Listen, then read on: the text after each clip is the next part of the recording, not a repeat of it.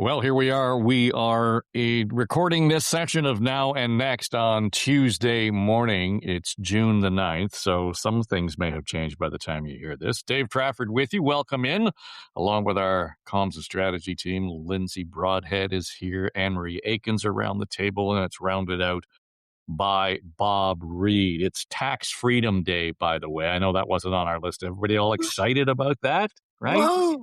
Yeah. What does that mean?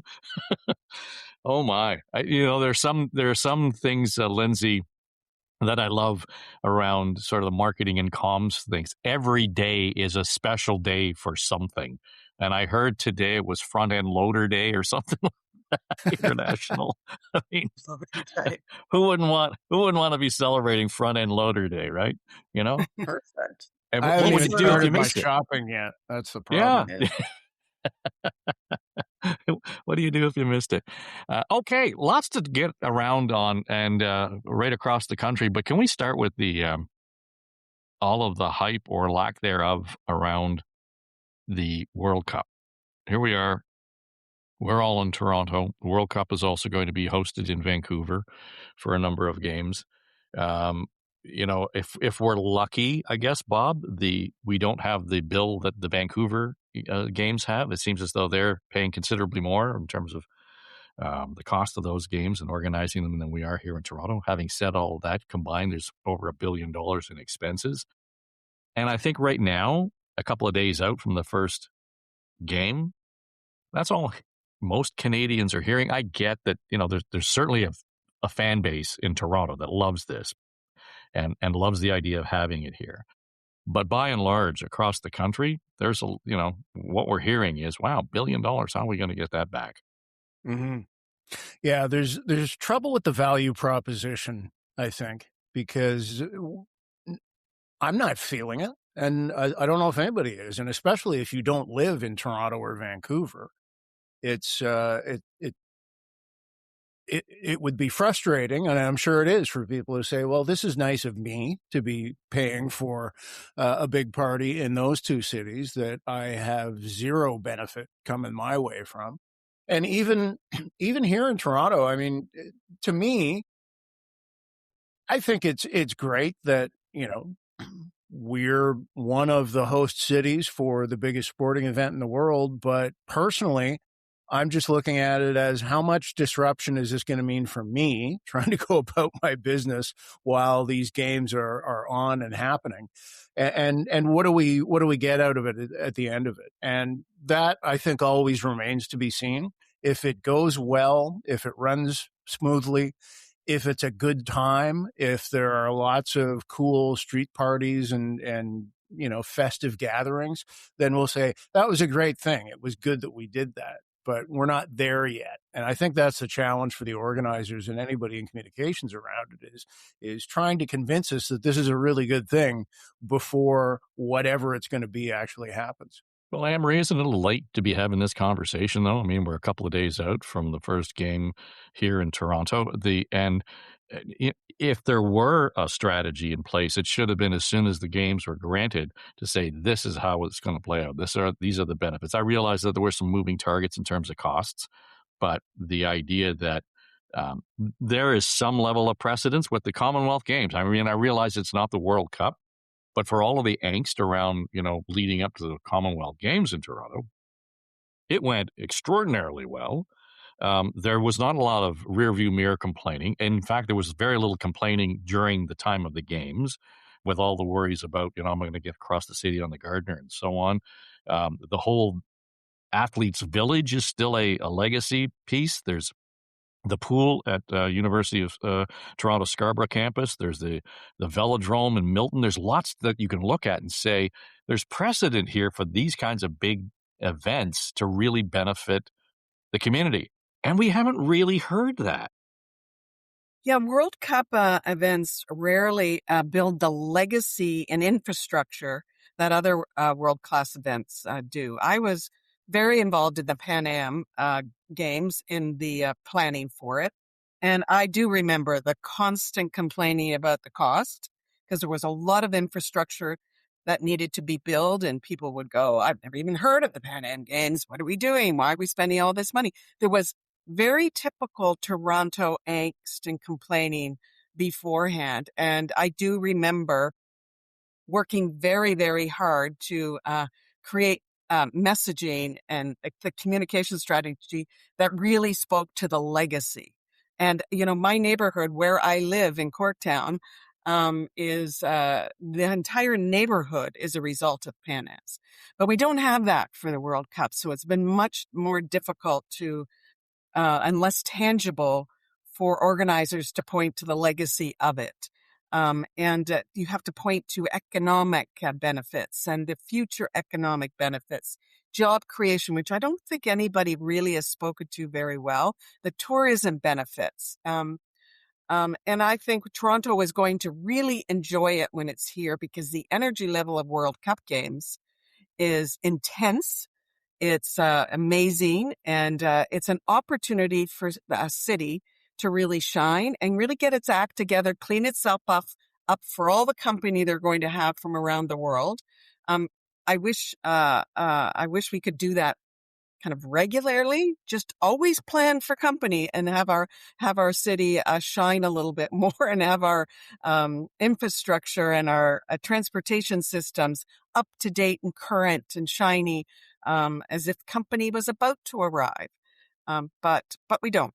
We don't want to spend that money, and it is a real opportunity for us to really shine. But Toronto is going to complain all the way through it, so you have to expect that. I think the transportation systems and our security systems have been planning for years for this. So I'm fairly confident that we'll make it through. It'll be fun. People will enjoy it, and then we'll begin complaining about the cost.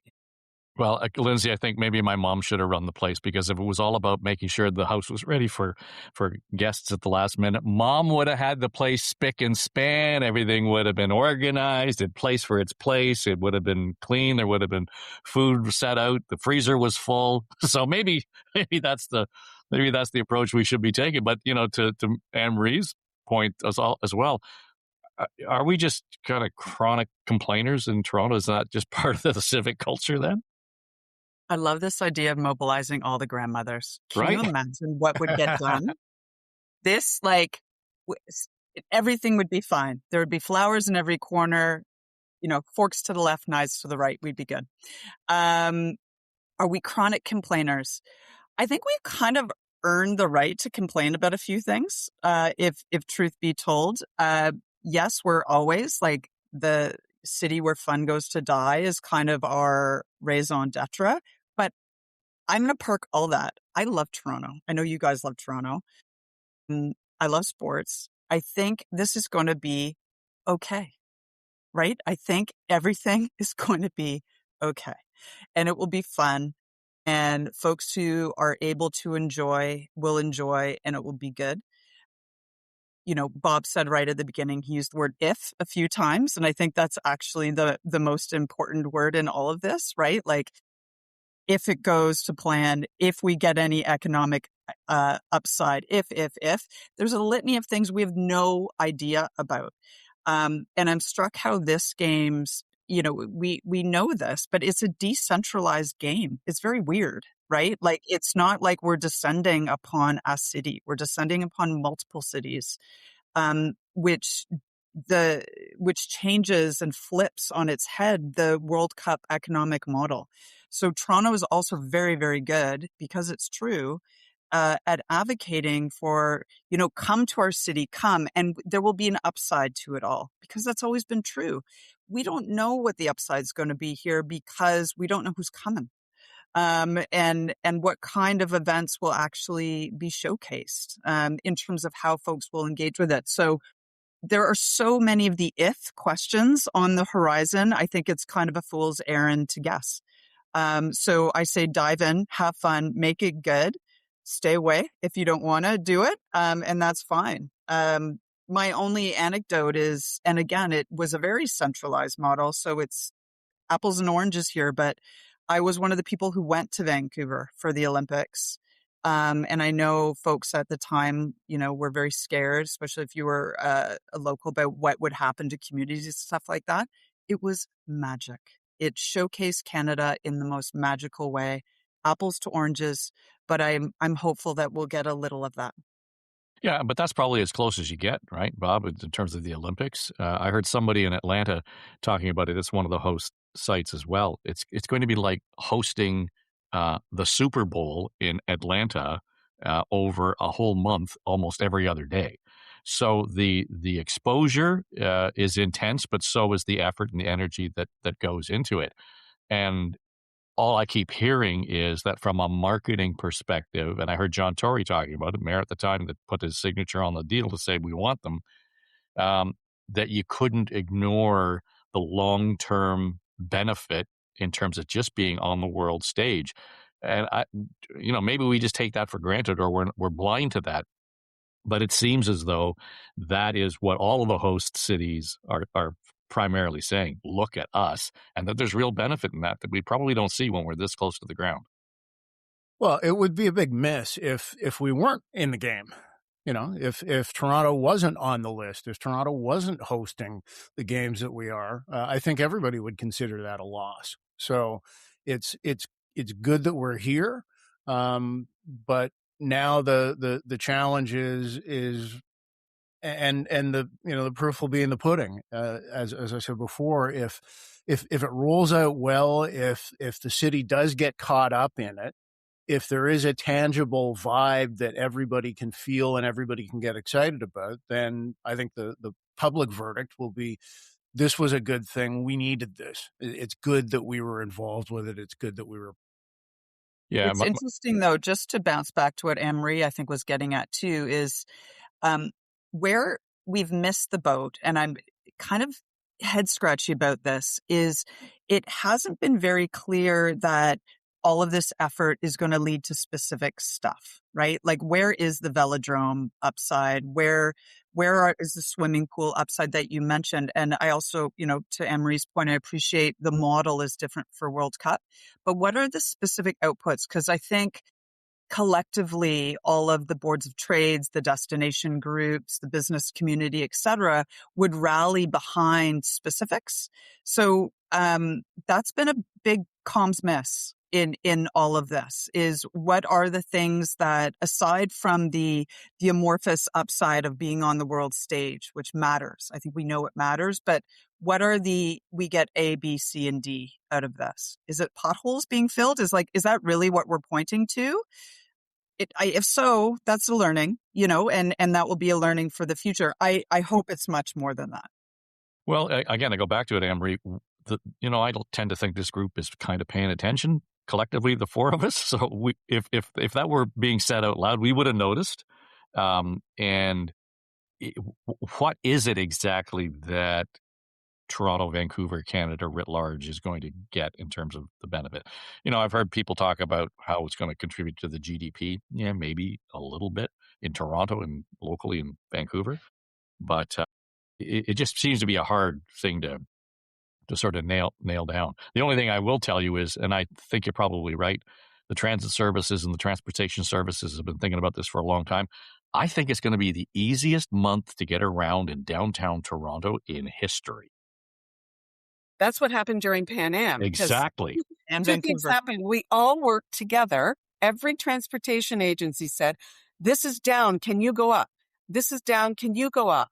Are you going to have to do this? Are you going to have to do that? That kind of thing. They worked in the same room, making sure there was redundancy built right throughout it. And that's what they're doing this time. And after Pan Am, that stayed with us. They decided this model this makes sense. Let's continue. But during COVID, that model shut down again. They stopped working in the same room because we couldn't work in the same room. And it didn't kickstart again until the World Cup. And I really hope that's a legacy, that stays with us, that intercoordination between transportation agencies stays. So, but I think people are talking about legacies, but tourism is talking about their benefits.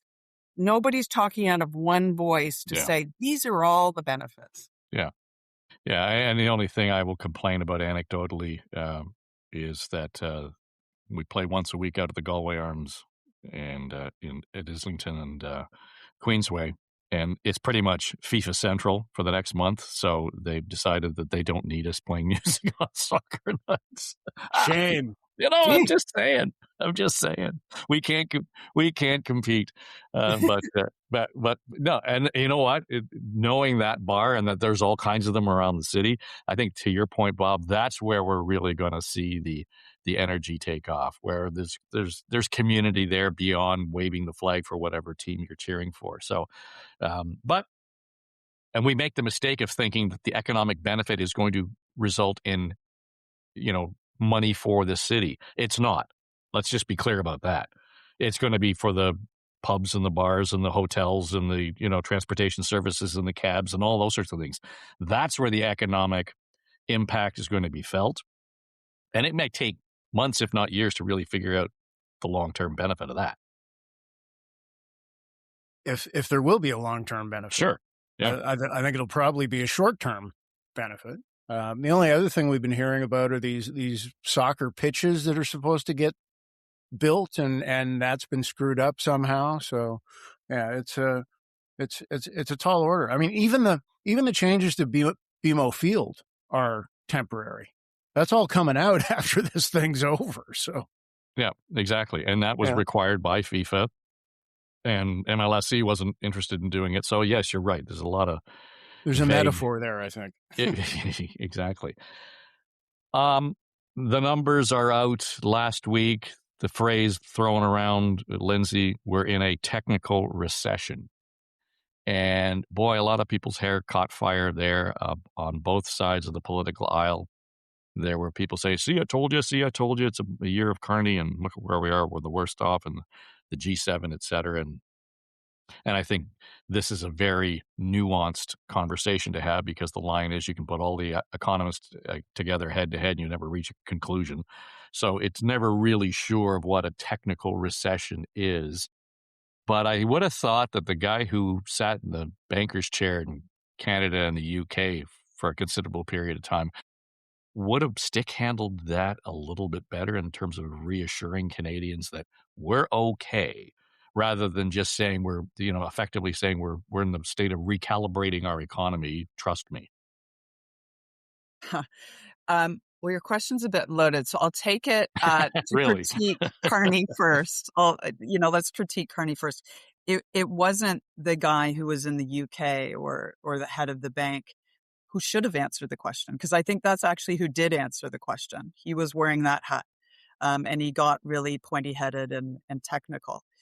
What we needed was probably a politician to answer that question and understand that he's talking to, the proverbial people, rather than to be right on what the definition is, because that it's not that it's moot, it matters, but it wasn't actually what was at stake or at issue. So, and this is something I'll let the other guys chime in on it. And a lot has been said about it, right? Is that this was a moment to sympathize, recognize, and speak to wallet issues. So go a little lower than high economic issues.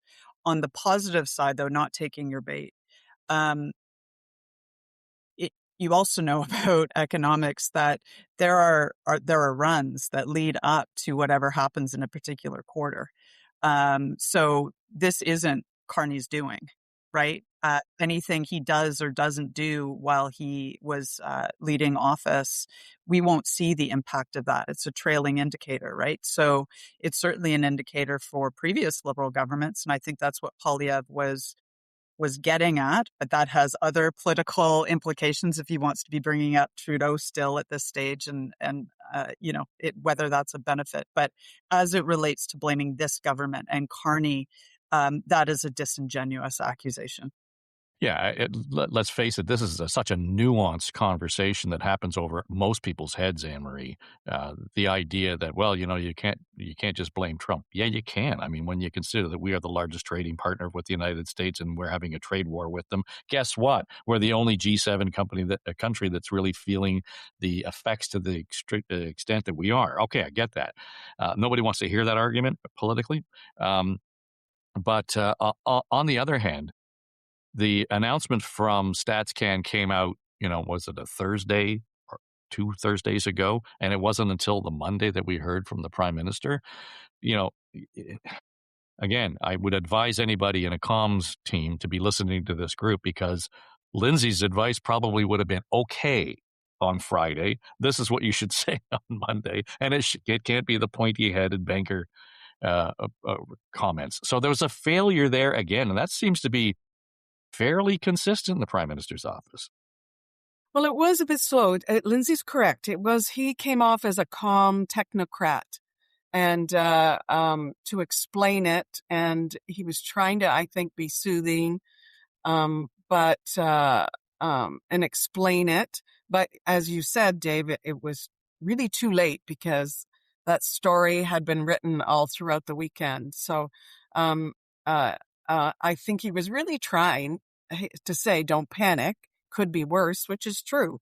But what he needed to do, I think, is really speak quickly, immediately following the release of this technical recession stuff. Immediately speak directly to people that have lost their jobs because of tariffs. Could speak to them. The people struggling to put groceries on the table.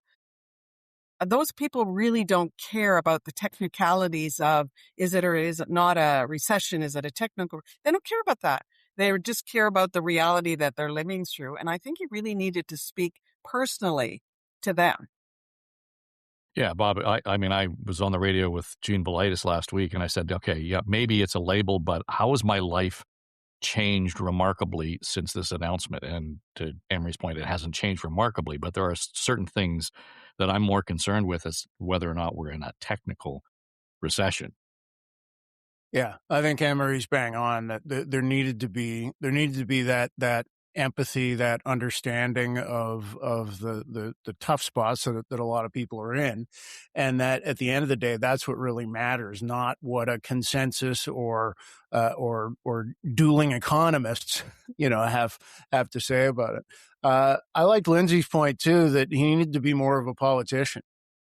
Because I could imagine if it was Doug Ford responding to it, he just would have called BS on it. Said, I don't buy it. I don't believe it. I'm out there. I see the positive things that are happening in the economy, and we're moving forward. Are there some bumps in the road? Sure, but this isn't anything worth worrying about. Like, it needed to be more commanding that way than, as has been said, pointy-headed. Yeah, and I think we're all just generally triggered by the phrase recession, because it takes us right back to 08, 09. That's not even close to where we are, Lindsay. So, there is that. I know you don't want to necessarily make generational comparisons when it comes to stuff like that.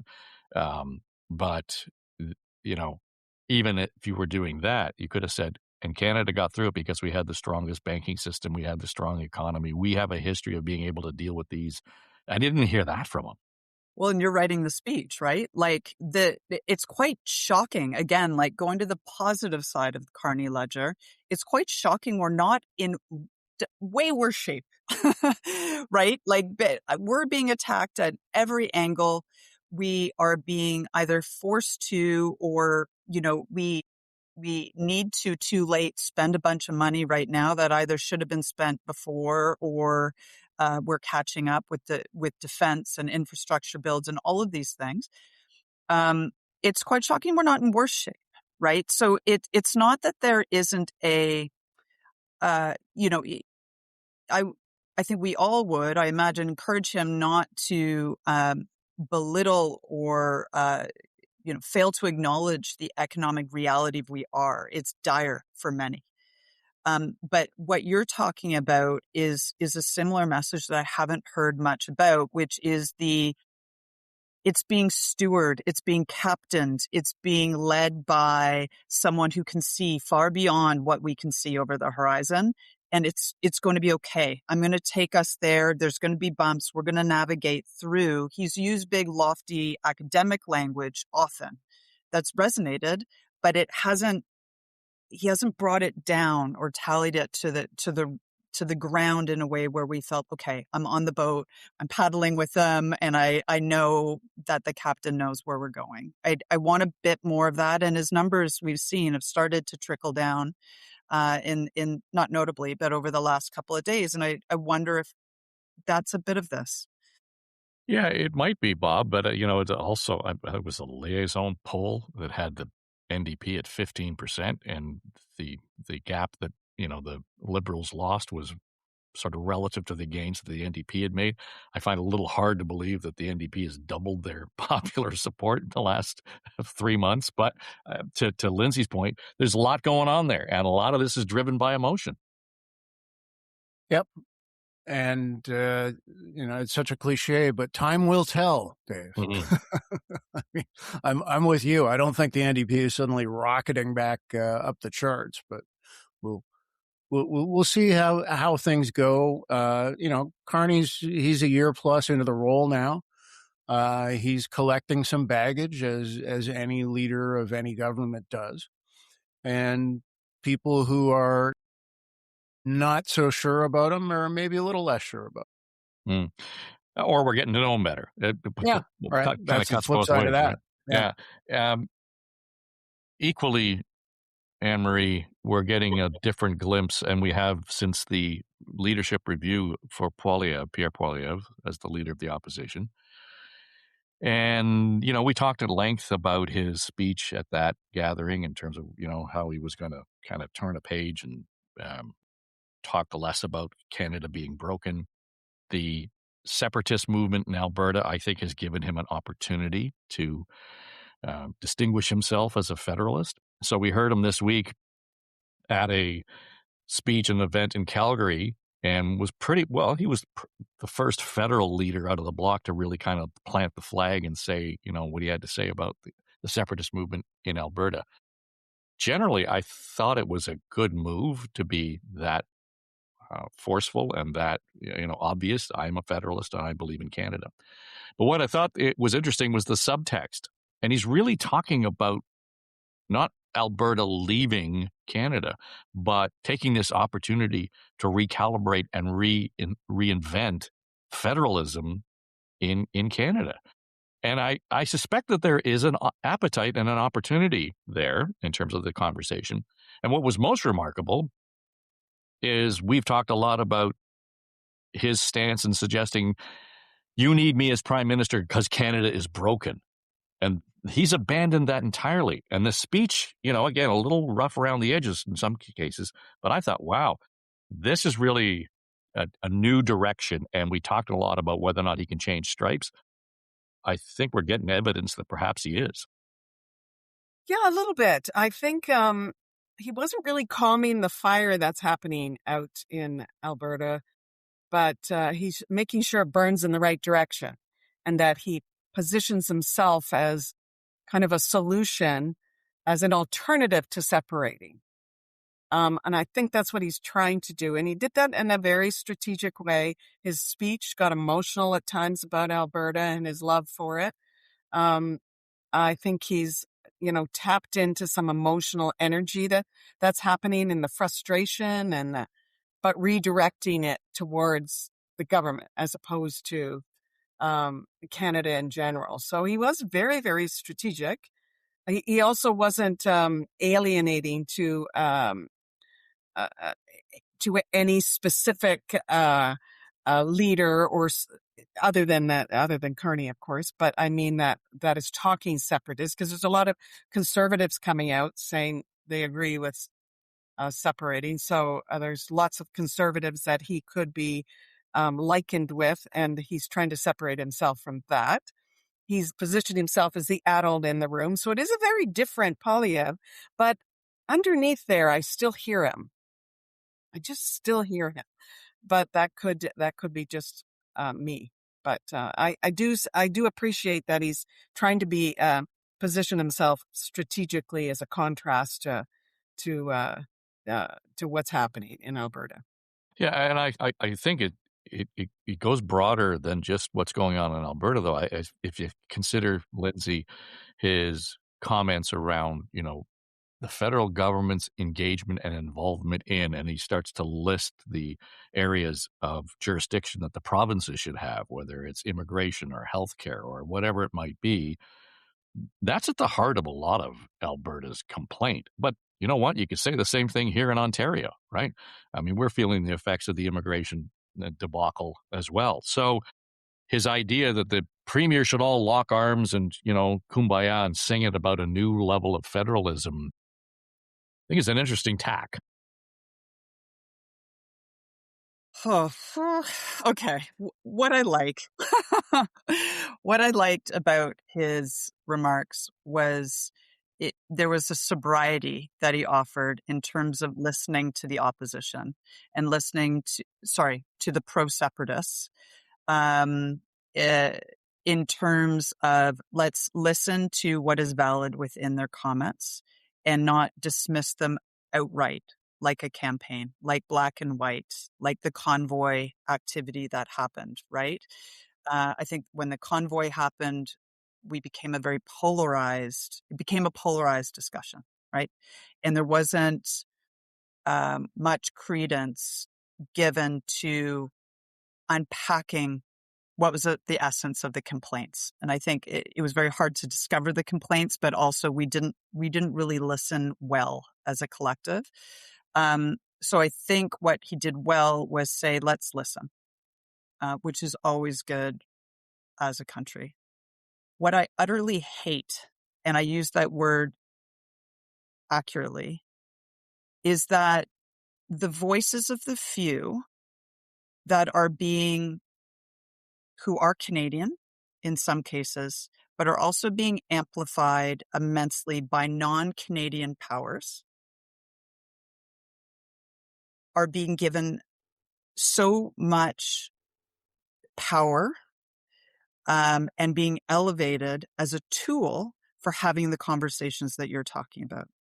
If Ottawa is and our country's path needs to be recoordinated, if Ottawa is overextended its jurisdiction, that's an interesting conversation because provincial powers are also strained right now. Municipal powers are also strained right now, right? So it needs a comprehensive discussion. Do not use the voices of a few who want to separate our country as the elevated entity that we should rely on or treat as gold to have these important conversations. And what's happening by elevating those few loud voices is we're making them true, right? I'm happy to listen to what's behind them. I am not going to, in my mind, it to be okay to have a conversation about separating our country up in pieces. That to me is a failed conversation. Nor am I amazed by, a federal opposition leader who says that he's a federalist. I bloody well hope so, right? Like that, yay. That's not something I'm going to celebrate either. That should be a de facto truth. So yeah, it's just this argument, it should never gotten to this point. And we got to this point. So now let's not use it as a tool for having other conversations. Let's have those other conversations irrespective of separatists. So is it too late for that though, Bob? I mean, that's what happened in Quebec. We had the groundswell of a minority stand up on their hind legs and do pretty much the same thing historically, and then all of a sudden, Ottawa catches wind of it, and it's being accused of giving into Quebec concerns just writ large. Mm-hmm. I don't think it's too late. I think this is the time to be raising these viewpoints, and I did think Poilievre was very effective in saying, let's not dismiss these concerns. Let's not, out of hand, pay no heed to the legit concerns that are being raised. Let's take them seriously. Let's have that discussion. And let's try and find a third way forward so that it's not about separatism or non-separatism. It's about how do we make this thing work better? There's an opportunity here to address a lot of concerns. And I thought it was very smart where he talked about, linking arms with Quebec, with Newfoundland and Labrador, that that there are concerns elsewhere in other parts of the country about how things aren't working as well as they could. So I thought it was a very effective way for him to sort of square that circle of acknowledging the separatist viewpoint, but also recalibrating it at the same time. Yeah, the other thing that drove me a little bit crazy about it, Lindsay, was the idea that I don't know the solutions are simple, so we should be able to get them accomplished. Well, if that were true, then we wouldn't even be having this conversation. And keeping in mind that before the 10 years of Liberals, we had 10 years of Conservative government that was based, their core in Alberta that could be accused of, ignoring all of the grassroots complaints that we're hearing out of Alberta. So it's not an easy solution. I'm going to be interested to hear what Stephen Harper has to say, because apparently he is scheduled to make a major speech on the situation. And I'd be curious to see how much overlap there is between what Harper has to say about federalism and what Poilievre has put on the table. Sure. I don't, it'll be a fascinating speech, for sure. And I think you're asking the right question. Poilievre has, a different line to manage, right? The diversity of his supporters, he needs to take into account. So it's a different point of view, and Harper will have, more flexibility, obviously, to comment. Yeah, and again, I go back to the last Quebec vote, Anne Marie, and you will wonder. You recall the premiers all kind of coming out, and at the time, former prime ministers. It'll be interesting to see who kind of joins the chorus, and I can't imagine that Jean Chrétien won't. No, that's true. That I'm sure there'll be. There's lots of voices, I think, that are readying their positions to come out. But I think, just to finalize it, I think the thing that bothered me about Poilievre and this whole framing, and that reminds me of who he is that his answer, the solution to this, was not, let's go through each of your grievances and work out a solution for each of those grievances. He just poses himself as, I'm the solution to your grievances. So that's, I think, what just reminds me, this is just Poilievre. Just, he's capitalizing on this awful opportunity. Yeah, as wonkish as it might be, Bob, they still have to deal with first impressions, and Poilievre still has to get over those. Mm-hmm. Right. Yeah. And I don't know if this is the campaign for him to do that or not, but yeah, as you say, time will tell. Walk for Israel this past weekend here in Toronto. Dave, you're going from light subject to light subject. I know. I'm just want to get more serious, We let the fun shine here. So, and I will suggest that there was a positive to this. And I thought, wow, 60,000 people showed up, Lindsay, for this walk. And clearly it was more than just, and I say this with all due respect, just the Jewish community in Toronto. It was the Toronto community that came out in support of the Jewish community and Israel. And I thought, well done. That was great. And yes, we pointed to half a dozen arrests. And if you looked at them, some of them were because a guy was flying a drone around, and, it didn't seem to be any kind of obvious anti-Semitism or racism. Now, I didn't see all the details around that, but that did seem to be at the heart of the reporting on the arrests that were made. So can we just take that as a positive, just the way that whole thing unfolded on the weekend? I think it's amazing that we have to have this conversation. I mean, Agreed. it's hard for me to frame this as a positive. Is it a good sign that things are maybe shifting to a more balanced direction? Maybe. I hope so. Yeah. Well, the part of Dave, at the end of the day, right? At the end of the day, if your kid's school was being shot at, what would you do? Right? if you couldn't wear, I don't know if you're religious at all, but if you couldn't wear the equivalent of your religion Star of David on your neck because you would be yelled at going down the street, what would you do? Right? So it's like, I find this subject just so mind blowing. These are Torontonians, these are Canadians. We're not talking about what's happening, in this isn't about what's happening in other countries, alone, right? That all matters. But our inability to disconnect, the issues only for this one group, right? We're very able. We're the most diverse city in the world. We're very able to disassociate what other countries are doing, from the people who live here. Very able. So I guess I'm not willing to celebrate yet. I'm happy the walk happened. I'm happy there were no injuries or whatever one should celebrate, I guess. But no, I find it actually all very appalling and embarrassing. Anne Marie, the interesting part of the reporting for me was, and I realize how and why this happens because they're looking for something that just goes beyond what is expected. But they talked to a lot of folks who live in the Middle East, from Iran, et cetera, who are out there waving their own country's flags and saying we need to support the Jewish community here in Toronto. So I'll take the win at that because I could have seen this blowing up given the environment that we're in, as Lindsay rightly describes. I'm just shocked that it wasn't more of a tinderbox.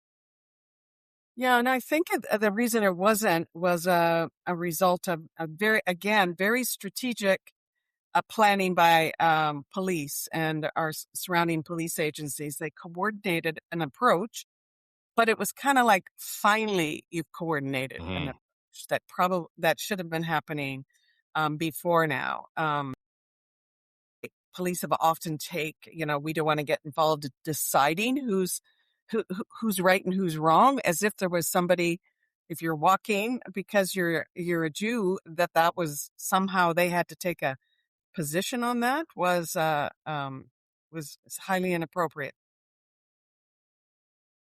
As they took such a strategic plan and were coordinated in their approach, they made arrests when appropriate. It was a much more safe. They could walk as Jews safely, and that's what they deserve at the very, very least, to be able to do. So that is a good thing, but why did it take so much violence before they finally did react this way? So we did mention, I know there was some talk about Olivia Chow wasn't there, and that was disappointing. The organizers had expressed they would have liked to see her take some leadership and be there, but that's a whole nother approach of using silence as a strategy.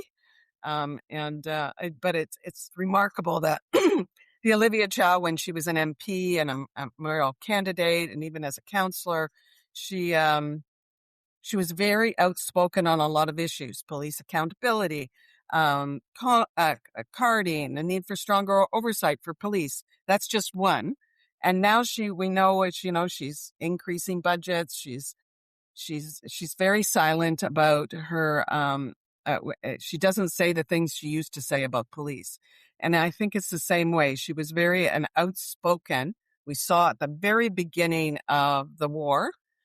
She was very outspoken in her support for Palestine, and she got backlash for it. And ever since, she's been pretty silent about it.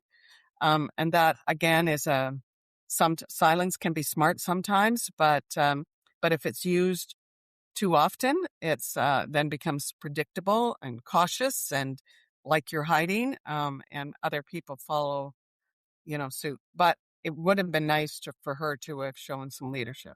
Yeah, I'm going to come back to the Olivia Chow thing, Bob, but to the point around policing, yes to Anne Marie, and I guess Lindsay's made this point where this is where we are because we've seen so much in the recent past that has been unacceptable, inappropriate, and I begin to wonder whether or not all of a sudden we've got police presence to that extent and safety in a safe place for the Walk for Israel because Hank Azinga has published his book about anti-Semitism in Toronto Police Service. So the chief seems to have been pushed to that corner.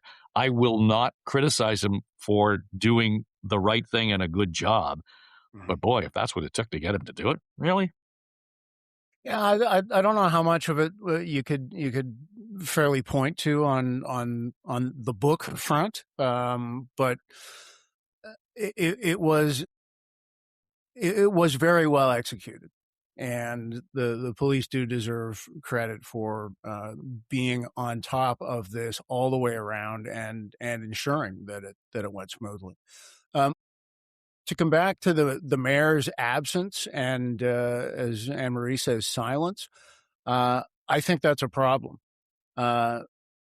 If she was not going to go, or clearly she wasn't, should have said why. Should have, I'm not going to be there, but here's why. This is a very polarizing, divisive issue. I don't want any perception that I'm taking a side one way or the other on this, so I will not be attending, and I hope the event goes smoothly. And like all Torontonians, I hope that eventually peace can return to Israel and that part of the world. Like, make a statement clear. I'm not going, and here's why, rather than just not showing up, because that leaves it way too open to interpretation. Yeah, I would think that we expect our leaders to do hard things, though, Lindsay. And it is an uncomfortable place to be.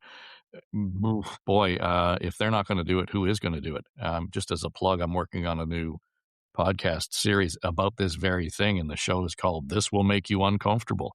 That is the underlying tone of all of this. I appreciate what Bob's saying, but I would expect, the mayor, the premier, prime minister to step up, and we can get into what Carney had to say if you want. But I think being quiet is not an option here. I think it's probably evident that I agree. Leaders lead by action. And again, like in my previous rant, I think I offered the mayor or any others an off-ramp of why you do show. And that's because it's about Torontonians and Canadians, right? It doesn't have to be, I don't know her. Well, I think we do. It doesn't have to be about any politician's particular geopolitical or international stand on issues. It's quite simple, right? Your citizens there's a group who are at risk. That sounds like something to stand up for. The interesting part of all this, Bob, was a piece from the editorial board in the Globe and Mail, and they were talking about Mark Carney's comments when he was in Toronto, and he was at a local synagogue making comments around anti-Semitism. And the editorial board at the Globe said, yes, it's anti-Semitism, but what we're really talking about here at the root of the problem is anti-Zionism. And that is to say that we have just kind of normalized this idea that it's okay to suggest that Israel does not have a right to exist. And that is really at the heart and the root of much of the violence and the repercussion against the Jewish community that we're seeing. And I thought, you know what? That probably is closer than saying it's anti-Semitism.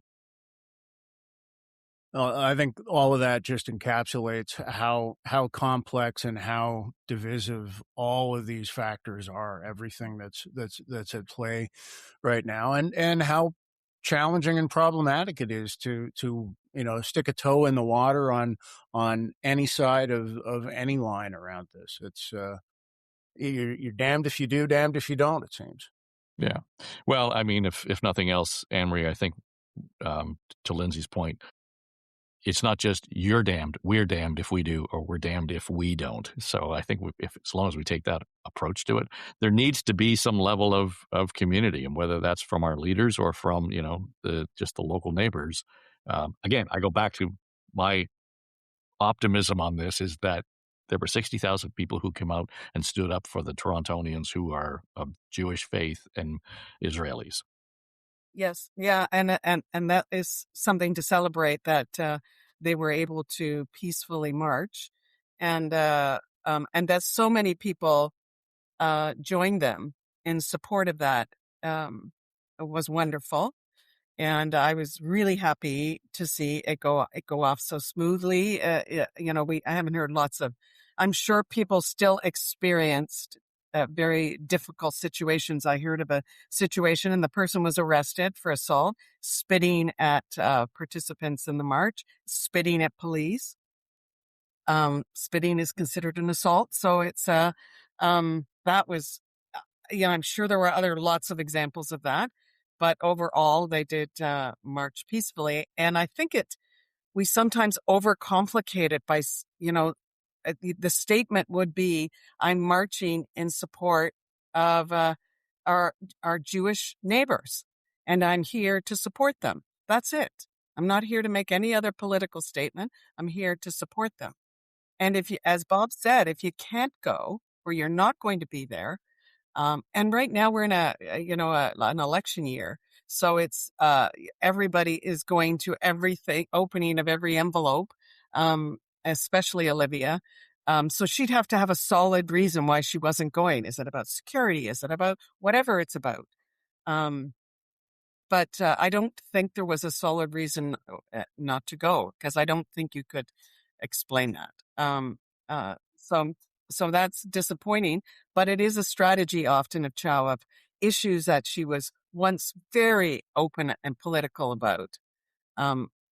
She now is taking a much more risk averse stance, and that can be very polarizing for many of the people that supported you, and they elect you to do the things you said you were going to do before you were mayor. So let's leave that there. And when we meet next, I'm going to give you homework. I'm really enjoying the Toronto Star's piece, what I would do if I were mayor, and how people are coming up with some really cool ideas of things that they would want to see. And it gets back, let's put, let the fun shine here. Lindsay will actually talk about stuff that, where the community and the city can thrive, and look at some of the strengths. So you're on notice. I want to ask you to bring at least 2 things next time we talk about what you would do if you were in the mayor's chair at City Hall, and we can have some fun with that. So let's leave it there. This is Now and Next, and it is the Comms and Strategy team: Lindsay Broadhead, Anne-Marie Aikins, Bob Reid. Thanks for being here, and thanks to you for listening and watching. It's Now and Next. I'm Dave Trafford.